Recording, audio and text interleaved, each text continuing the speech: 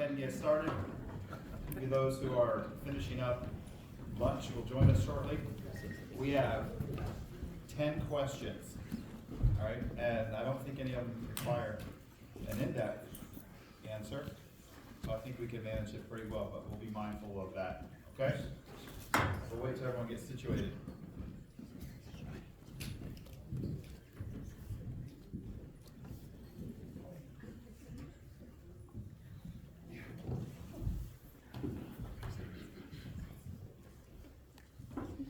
All right, we'll go down the line, starting with me, introducing ourselves briefly, then we'll get to the first question. I'm Pastor Mark Reno, also Director of the Conversion Center.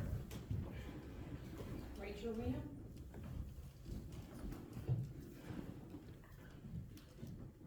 Ben Wilkerson, Director of Global Baptist Mission and the Russian Bible Society, located just outside of Asheville, North Carolina, and my dear wife, Sharon, seated beside me. Robin Reno. I'm Hannah Reno. Connie Signer. Steve Ziner, Director of Bearing Precious Seed, Global Bible Translators. All right, we'll go with the first, Hold it. oh, I'm sorry. One more. Go ahead, Brother I've Dan. been left out before. Dan Dahlgren. This thing on? Probably. I'm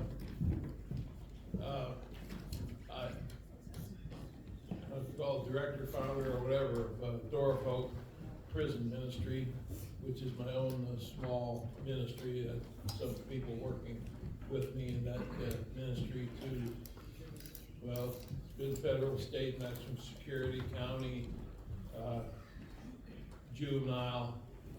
It's not a paying position, it's just something that, it's something that needs it. I tell people I pastored for 20 years and some years, and then I got sent to prison. They look at me kind of funny, and I said, well, I got sent there by the Lord. So it just needs, they back off from it, you know. But it's been a joy of my life. All right, we'll start with one of these questions. What is your favorite Bible character besides Jesus? Brother Dan, let's start with you. Favorite Bible character besides Jesus? Briefly, please. I'm thinking. Go ahead, Dr. Ziner. Paul. Mrs. Ziner? Joseph. I would go with Paul. Esther. I don't have one, I'm sorry.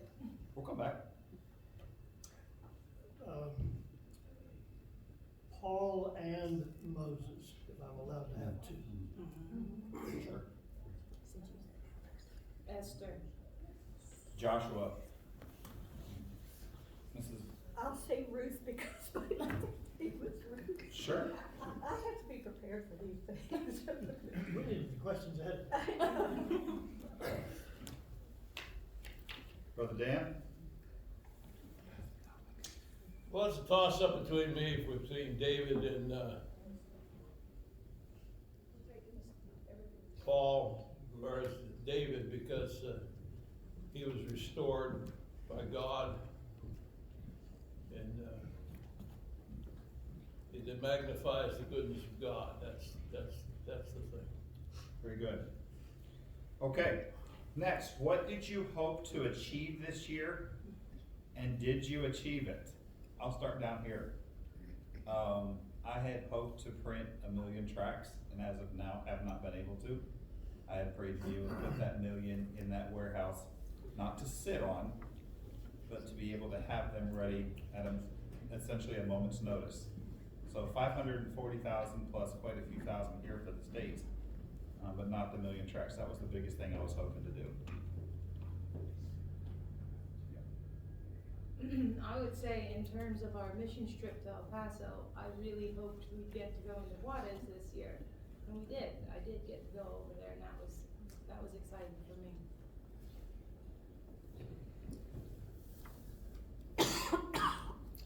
I had hoped to be able to provide 1,500 Bibles for the churches in the jungles of the Philippines. But that project is currently on hold, and just anticipating that the Lord's timing will be right when all the pieces will come together and we can accomplish that task. And my wife's hope would be that I would be more balanced in everything that I'm doing with her and the family, you know, because family is important, isn't it? Yeah. Am I correct in that, dear? That's one of them, but the main one is to know the Lord more, in a more deeper and intimate way, and to pray more fervently for the lost, especially in my family and neighbors and all. And I think, if that makes sense, my prayer life, because there's a lot of things I can't do to help in a practical way. But you can pray. Yeah. Sure. I hoped to go to Madagascar, and I did. I hoped to be in Jutai for the dedication, and I was. I hoped to sell our little place out on Hanging Rock, and we did. And I hope to find another place near Mom and Dad, and I have almost 2 months yet to try and finish that way. Well, I'm just gonna be real. One of my goals was to make progress in some forgiveness issues in my heart, and the Lord has been gracious in that area. Reading, I had kind of got lax on reading other books, and so I had a reading goal, and I've not reached that goal, but we have 2 months.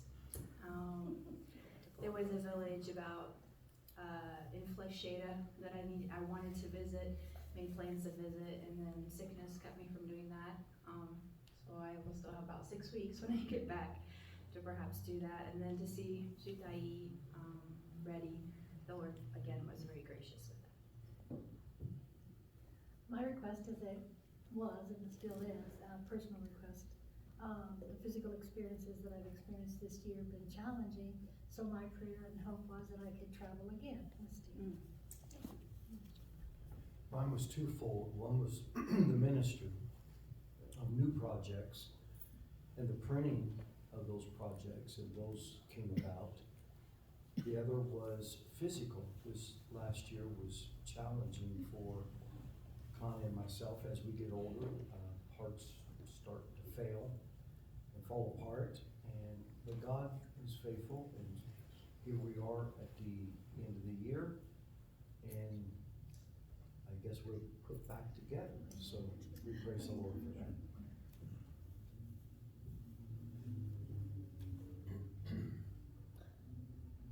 One of the goals that I've wanted to establish in my local community where I live was to get to be able to.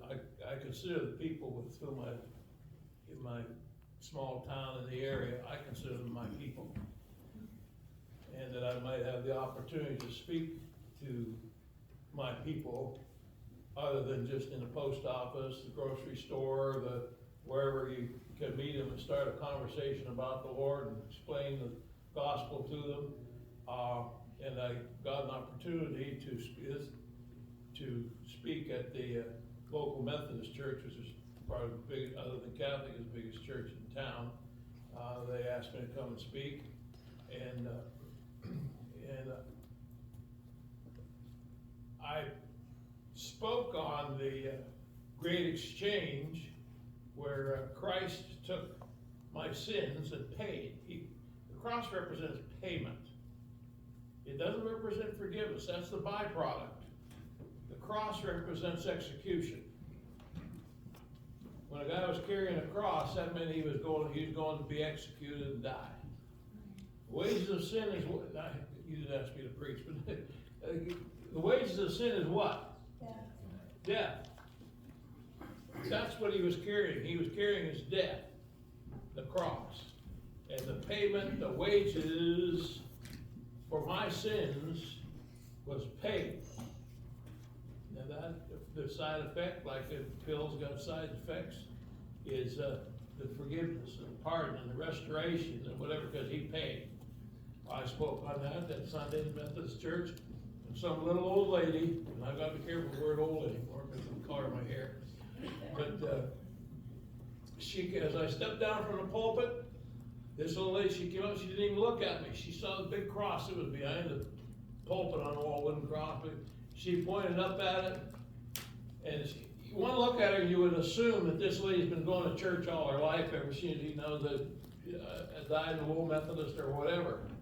And she said, I've been wondering, she pointed to the cross and she says, I've been wondering about these things all my life.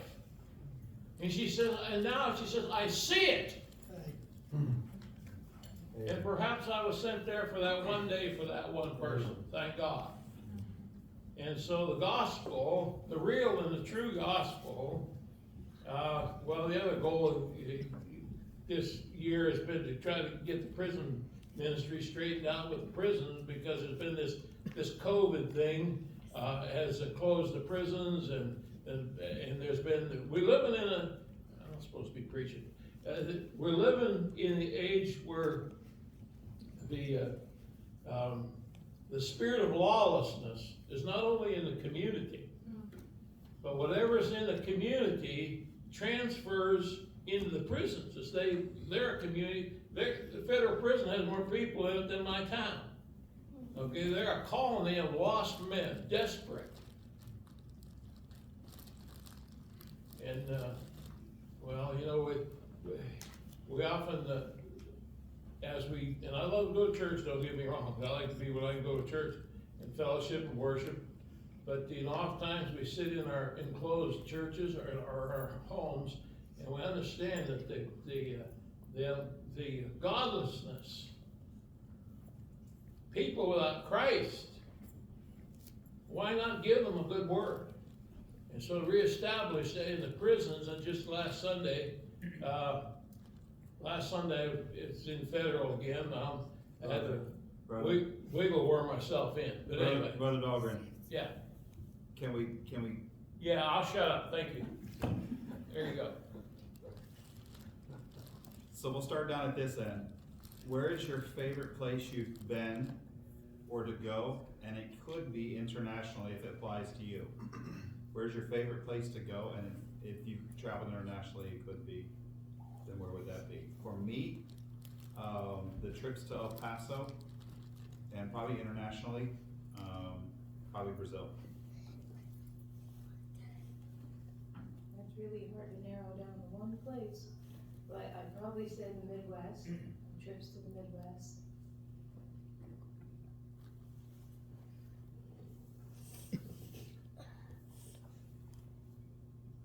Haven't been there in a long time, as I already mentioned to you. I'd love to be able to return to Scotland someday. But New York is also one of my favorite places to be when it's not white.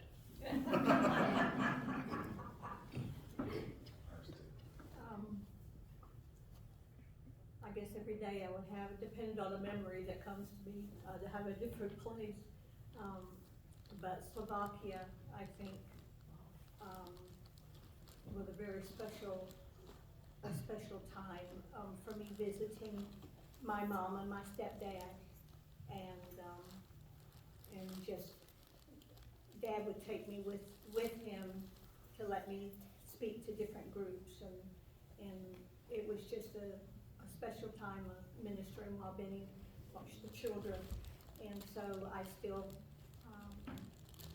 still in touch with a lot of those people, and yeah, I had a real burden for that place. I think in the States, I would say Florida, because it reminds me of Salinas. And between Salinas and Jutai, I can't choose. Yeah, I started with Jutai, then it was Salinas and back and forth, but I will say, I always had this wild, unbelievable dream to go to Israel, and the Lord gave that to me, and that was very special.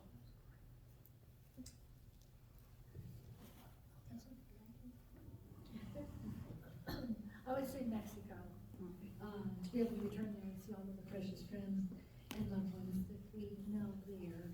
And then here in the US, I just enjoy going to Walmart. I'm speaking to all the Hispanic people that I encounter using my Spanish. So, A couple places would be Beirut, Lebanon, and Nairobi, Kenya. And the best place in the United States is HOME, home. I've always had a thought I'd like to go to India, but, my main thought right now is just to go to prison. That still sounds funny when you say it that way. I know it does. All right, this may be, this is a different stream, okay? Do you have a favorite, it says, do you have a favorite life verse or favorite song? I'm gonna make it both. Do you have a favorite life verse? And what's your favorite song? My life verse is James 1:27, pure religion and undefiled before God and the Father is this, to visit the fatherless and widows in their affliction, and to keep himself unspotted from the world. And you all know what my favorite song is. Which is? Battle Hymn of the Republic. It's not a secret. My favorite verse is Psalm 91:1. He that dwells in the secret place of the Most High shall abide under the shadow of the Almighty. And my favorite song would be I Know Whom I Have Believed.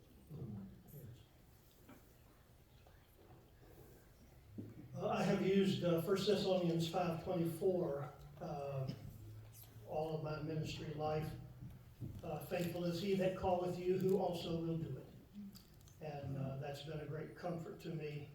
And I love the hymnology of the church. Every hymn is special. One of my favorites you have in your hymnal, written by the man who officiated the wedding for Bob and Sheila Doon. Why did they nail him to Calvary's tree? Why? Tell me, why was he there? Jesus, the helper, the healer, the friend.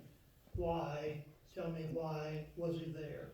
All my iniquities on him were laid. Yes. He nailed them all to the tree. Jesus, the debt of my sin fully paid. He paid the ransom for me. And one of my favorite verses, especially growing up, was Jeremiah 33:3. Call unto me, and I will answer thee, and show thee great and mighty things which thou knowest not. And among my favorite hymns would be Oh, the Deep, Deep Love of Jesus. And if I could cheat, I just learned a song recently, and it is up here. And that has become my favorite song. God Send Me Anywhere, Only Go With Me, Lady Birdie. And I just learned that it was written by, well, but the song, the music, by people, dear people I knew. So I've learned that one. Didn't you and Mom sing that before you went to Brazil? We did. Yeah. That song up there. I've had several favorite verses, but I think most recently I would say Deuteronomy 31:8, and the Lord, He it is that doth go before thee, He will be with thee, He will not fail thee, neither forsake thee. Fear not, neither be dismayed. How Firm a Foundation, that's my favorite hymn. My favorite hymn is Trust and Obey, because trust is always a challenge for me, I guess. But my favorite verse is Psalm 16:11. Thou wilt show me the path of life. In thy presence is fullness of joy. At thy right hand there are pleasures forevermore. My favorite song is My Jesus, I Love Thee. And then my verse, I can't recall the address, I think it's Psalms 46:11, but be still and know that I am God. Favorite song is O Zion's haste. Mm. Favorite verse is John 15:16. The beginning of that verse, you have not chosen me, but I have chosen you.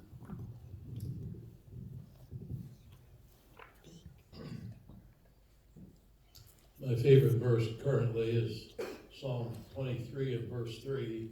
He restoreth my soul. And the Hebrew means to restore to a former condition. And the favorite hymn goes along with that, is I need thee every hour. Mm. I need restored, and he does that. Thank God. Really good hymn choices, really good. All right, has technology been a help to your ministry, and how? I'll start down here. Absolutely. I was in a camp meeting, the man said, you can't tell me that technology has helped the work of the Lord. And I saw him later in the meeting and said, brother, I respect you, but I couldn't do a third of what I do without technology. I can edit files from my phone anywhere in the world.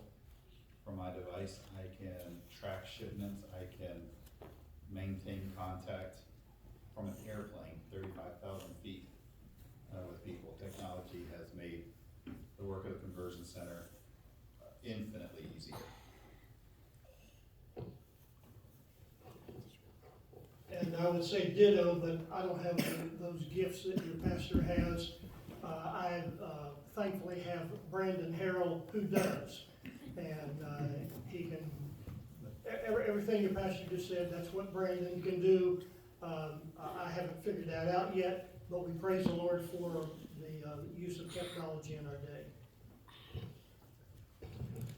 Just being able to show how the work in Jutai progressed, that happened because of technology. Mm-hmm. And I still have a lot to learn, right, Pastor Mark? You're getting there. I couldn't get the thing to him because I have a gap in some of my knowledge, but definitely it's helpful. For sure, I chatted with people last night about Sunday school adjustments that needed to happen in Jutai this morning, and saw pictures before I came here that it happened, everything went well, and that's a blessing. I could speak for Connie. Technology is a great blessing for her to be able to hear the Bible. She said she can't read it any longer.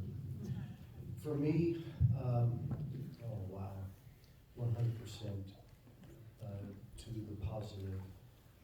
I can communicate to men, translators around the world instantly, as long as they're not sleeping. Right. And sometimes I write them and wake them up. But just Facebook, for me, Messenger on Facebook, I am in contact with people around the world, and prayer requests or emergency prayer requests. We're getting ready with Robin's, with help of somebody to put all of our Bibles online in an app. And when our new translations come, immediately put it up there so that we don't have to print it, because everybody's got a smartphone. They can read it right away and make suggestions to it. So it's just almost unlimited. Sorry. I still use a flip phone. I appreciate my laptop and my printer. It allows me to store and print out the materials, studies, and sermon notes, and the older you get, the more you forget to access those things, but also the printing, the ability to print my own prison literature in my home from my laptop to my printer. That's about the extent of it. WhatsApp is a tremendous tool. On our mission trips to El Paso, I put everyone on a WhatsApp group, and I can send a message as simple as meet back at the bands in 15 minutes. Lunch is at noon. Our family uses WhatsApp, I hate to say religiously, but That's how we keep in touch. Hannah's getting updates by WhatsApp, today. She was listening to some update that she received from somebody. That group working to distribute Bibles and gospel tracts is on a group on WhatsApp. And there are, I don't even know how many, maybe 50 different mission directors, pastors, missionaries from all over Latin America that are communicating constantly. I told Manny Rodriguez, I have to mute it, and then I'll just catch up to you later. But that's what they do. There'll be, 10 to 50 messages by the time I look at my phone later. But it allows things to move at the speed of light. Got to spend time with Dr. Zeiner in Connecticut, and the things that technology allows him to do in Connecticut and me to do in Connecticut away from our homes. Technology is a tool. How do you use it? It's a tool God's allowed us to use, so let's use it for right. Moving on. What is the most dangerous situation you've been in while out in the field? What's the most dangerous situation you've been in while out in the field? Do we get prizes for this one? There's chocolate in my desk you can have. I'll start. Pedro Pantoja got us lost in El Paso. Dr. Zeiner couldn't figure his way out. Pedro Pantoja he did what? got us lost in the wrong part of El Paso. It was that or when we were in Israel in Bethlehem. Oh, I thought you were gonna say the airport. Oh no, that's safe. Nothing like the Palestinian controlled area of Bethlehem. Yeah, the airport in Tel Aviv is supposed to be the safest airport in the world. I was concerned there. What about you, dear? Turkey. Where they pulled her and not many other ones Oh, aside, and we didn't know what was going on, other than they were gonna check out luggage, and what were you there for, and Yeah. what were they gonna do? Yeah, that was in Bellevue, we Yeah. questioned Yeah. about why we were there. But I felt more nervous in Turkey's airport. Istanbul. Yeah. I really have to agree with you about Bethlehem though.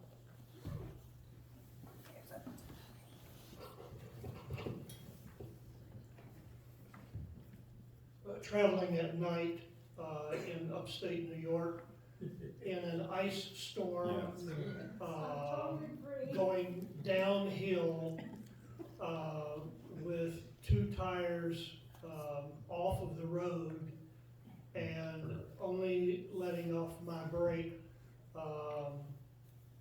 to go an inch, at a time, and a few other white knuckle trips in whiteout snow when you can't see where the road is. And she says ditto. No, yeah, oh, okay, I'm sorry, that's right, you got your own. What am I saying? What about the story about the recognition? Go ahead. Does that help? Yeah, that's, I mean, that goes. that counts, that counts. Well, you know, the older you get, not that I'm that old, but, there's a lot of things you forget and then they'll come to you. But this, when you ask a question like that, this was like a red letter. We had to write in school about write your, red letter day and write your, what happened this, okay. I'll start. I was on a mission trip in Mexico when I was 15, with a doctor, from Louisiana, and we would go out into the, Indian, they called them tribes then, I don't know what you would say now, but they were very remote, the government had moved them. And so I had, a young man that was, we were going to one, a young man that was driving me. And then there was another lady, I think there were 3 of us teenage, children, and, the rear axle broke, and the car started just turning over and over and over. And, I thought I was gonna die, and I remember just yelling, Lord, help me, help me. And then I had resigned myself to death, and I said, okay, Lord, I'm ready. And then at that moment, I had the most peace, it was supernatural peace. somehow I got out of that wreck and was taken to a hospital and where the nurses were 14 years old and nobody spoke English, so I kind of directed them at that point because I was so excited about being, that the Lord had saved me. But that was a moment that really, it just stuck in my mind, just that presence of the Lord, and that He could have taken me anytime. I was held up at gunpoint and tied up and gagged. Probably the day I was held up for my cell phone on the jungle path. I remember the day when we were driving from El Paso border down to Mérida, Yucatan, and we came to this area where the bridge had been washed out, and between Veracruz and Mérida. Anyway, we had a truck and a camper, and these guys, they laid these pipes across this and said, oh, you can pass, adelante, adelante. They kept saying, come on. And I told Steve, here, please, Steve, let me and the kids out. We'll walk across, and you take this vehicle across. He said, no, you sit right there. No, we're gonna go across this. And we did, and our daughter started singing a song, God, He's able. I know He's able. Well, twofold. One is too numerous to mention.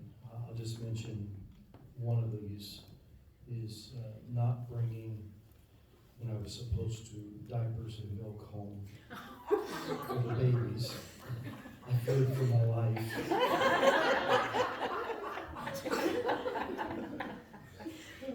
Another time, almost drowning our second son.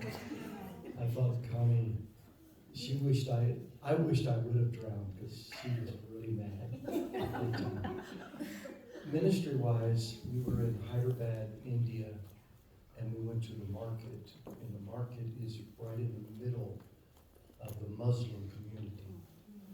And we were the car was engulfed with just Muslim men all around us looking into our car.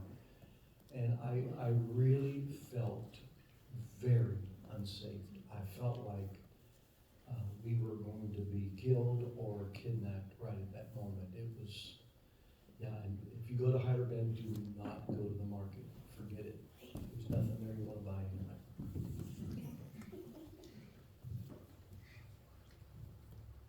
I guess the only one I can point at is the one guy, doesn't matter whether he was purple or blue or green or whatever, but large black fellow who'd been a boxer, was high on something off the street. And I believe his intent was to beat me to death. Were it not for a small Puerto Rican guy off the street that had been saved, who knew me, jumped up on the back of that guy and started like a whirlwind on him, took him right down on the sidewalk, and the other street guys, they came and they took the guy out, so. It's not always fun and games, but anyway, that's enough. So your least safe time happened on the streets, not behind bars? Brother Dan? Yes, I said that's all. You can experience danger anywhere. He's been safer behind bars than he was on the street. Don't use that as an excuse not to serve the Lord. I was ministering at the rescue mission out in Youngstown, Ohio. Sure. That's where it was. Is that the same place Bill Finnegan was? Okay. And the guys off the street who knew me, Sure. the first guy was a little Puerto Rican guy. He said, jumped up on the guy's back, he says, "You're not going to do that to my brother Dan." He was pounding on me. I mean, he could throw him too, believe me. But anyway. My hand findeth the do if I might. Kids, don't take that out of context. What's that?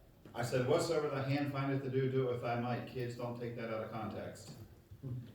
Have you had any run-ins with other religious groups such as Roman Catholics, Mormons, etc.? Yes. Yes, yes, yes, yes, yes, yes, yes. Everybody. Yes, fourth degree, Knights of Columbus.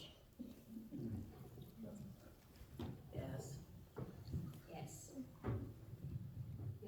Yes. Yes. What's the question? Have you had any run-ins with other religious groups such as Roman Catholics, Mormons, etc.? When I'm in ministry in the prisons, the Muslims will send in a couple delegates to sit in the middle of the congregation and do one of these things. Just sit there and stare you down. I told the chaplain, I said, there were two guys, and he said, how'd the service go? He had some business to take care of. When I was done, and he said, how'd the service go? And I said, it went fine. I said, I think two guys sitting right in the middle of the congregation looked like they wanted to kill me. And they never blinked an eye. They just kept staring, trying to stare me down. And he said, oh, those are Muslims. They bargained with the other guys that if we come to your service, then you have to come to our service. Anyway, there's opposition to the gospel, to the Lord Jesus and truth, no matter where you go. Yep, very well. Even in sometimes in the Baptist church. Brother Mark, Yes, sir. for the young people, we said yes, yes, yes. In the Catholic communities, in the ranches or in the small towns, a lot of times the bishop or the priest will stir up the people, Yeah. and they will cause a big problem. India, with the Hindus, they will stir up, people have been murdered and killed, been put in prison. And it's against the law like in India, but the police won't enforce it. And we're talking about murder. Right. So around the globe, yeah, there is this persecution that, but you have to rely upon God's protection. That's one of the reasons we need to pray for our missionary in India as much as we do. Well, two more questions. Do you have a personal prayer request not related to ministry? Personal prayer request not related to ministry, and I would say probably for our children. They give up a lot. Dad's gone most days before they're awake. Sometimes home late. Dad travels some, they travel some. I would say pray for our children.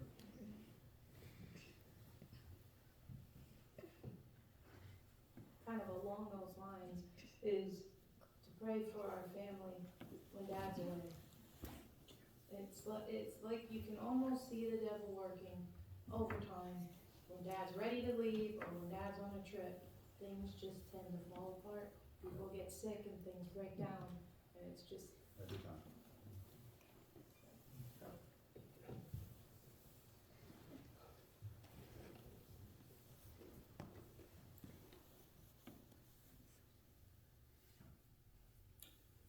I think Sharon and I was both, again, grandchildren. In particular, our daughter adopted a boy when he was 4 years old who was born a drug addict because his mother was a drug addict. And he's now 12 and very resentful. He just needs to be saved. And so he needs God's grace in his life because he's angry and bitter that he's not able to be with his mother and family, and he takes it out on my daughter, which is, you can understand the whole dynamic is a challenge. And yeah, and it puts a lot of pressure on the other children as well. So anything different from that, Sharon?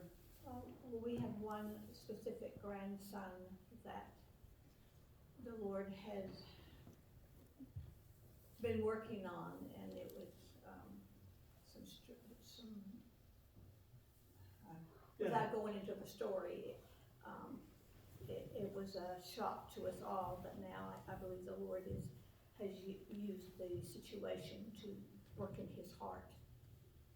So for our grandchildren.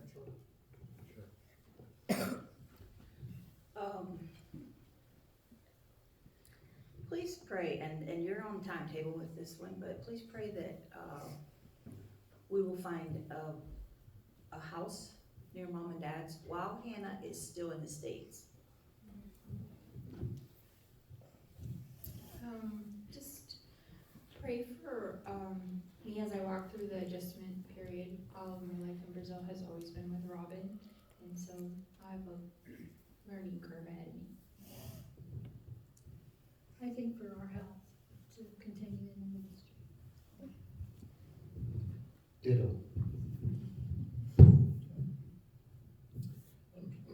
I'm sure the others here would agree with what I'm about to say, and that is that I feel that everything that I do in my life is related to my ministry. Because when your life is, as these brothers and sisters here, committed to the ministry, everything you do is attached in some way to the function, and your function in the ministry. The physical concern that I have is obvious. You see me walking with a cane. If I can't walk, I can't go into prison. You have to be able to walk. As a matter of fact, the rule is you have to be able to run. Okay, but I know, and it's been, that if something picks up inside the prison, or some kind of riot starts or something, whatever, the guys that come to the services would gather around me and protect me with their lives. That love the gospel. So, there you have it. Brother Mark, if we had some of that blueberry pie in front of us, we could run to that.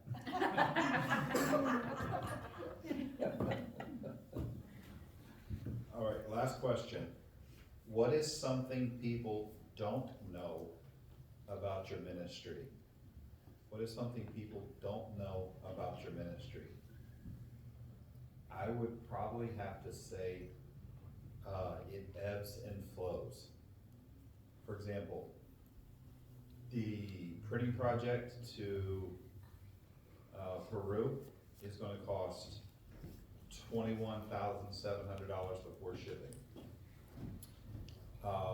Offering sometimes roar in. When we were in the Midwest, we started off and 2 weeks later had received, without me asking for anything, had received just under over $11,000 towards that project. But then weeks go by and you get 100, 75, 50 offerings for the general fund, etc. It ebbs and flows. It's just that's the way it is. I'd say it's probably something people don't understand.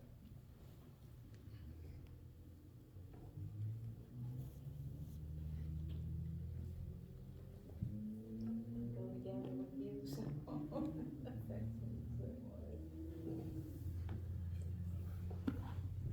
A hard question for me to answer because I try to be an open book about just about everything.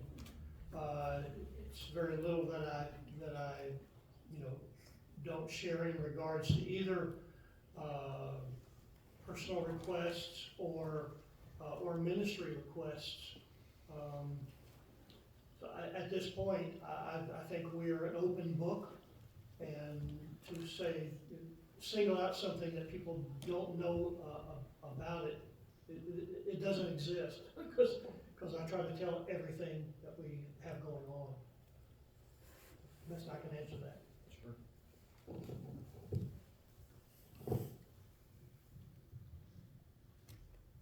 Well, I guess you didn't know about the time we almost got hijacked, did you? So yeah, I guess there are things we don't talk about, we don't tell. One of the things that came to my mind right now is just how close the Brazilians are to us. They're family, and that's not something that you'll hear a lot of names and you'll hear, well, this pastor helped with this or this brother came for that. It's more than just people that they're family.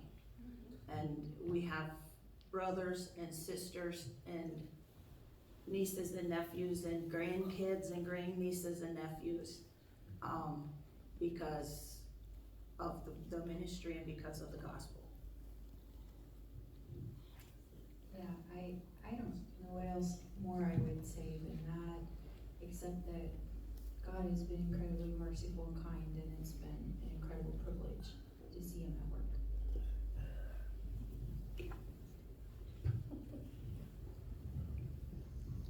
I think it's very difficult to explain to people, I say people, explain to a lot of American churches how you can love somebody else of a different language, a different culture. They don't get that.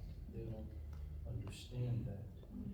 And until you experience that, where you're willing to give up your citizenship, you're willing to give up your language, you're willing to give up your home, not that it becomes real hard, it's easy to do it because of the love that you have. And I think that's the love that God spoke about in the Bible. Mm-hmm. So that is hard to get that across, because if I could get that across in every mission conference, I think our mission giving would triple, quadruple, because that's where it lies. In the ministry, it's hard for us to explain the process of Bible translation, because it's very intricate. It's very deep. And so it's something that we really cannot explain except the best we can, just in simple terms for people to understand. You're right, that, what puzzles me, I understand that people in the secular world wouldn't understand ministry, of any kind that's true ministry, let alone, as in the churches. People don't have a grasp on what you're doing. They have, it just, it's oh, that's nice, whatever. The professed Christians don't get it. I was thinking as you were talking that if they understood it, they'd probably be doing it too, but they don't. And about loving, I have found myself loving criminals and receiving in turn more brotherly care and concern from criminals than many church people.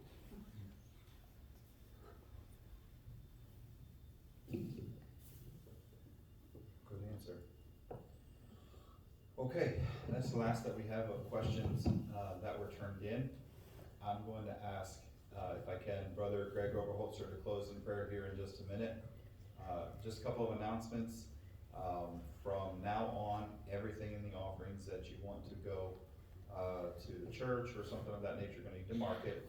Anything unmarked will go to our speaker, Dr. Zeiner, okay? From here on, anything unmarked will go to Dr. Zeiner. The other things that you want to, or missionaries, whatever, please mark on your envelope clearly. We will have services Monday, Tuesday, Wednesday at 7 o'clock.